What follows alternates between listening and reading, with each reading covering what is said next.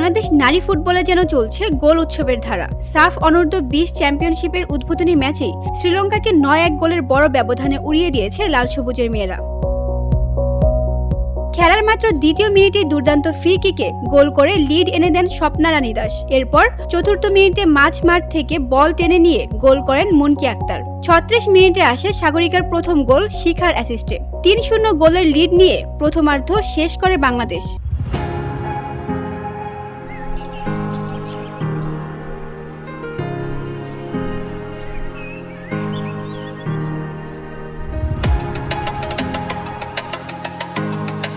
দ্বিতীয়ার্ধে মাঠে নামে আরও আগ্রাসী বাংলাদেশ। শুরুতেই ৩ মিনিটে পরপর গোল করে মুনকি ও শিখা। ৫২ মিনিটে একক নৈপুণ্য সাগরিকা করেন নিজের দ্বিতীয় গোল।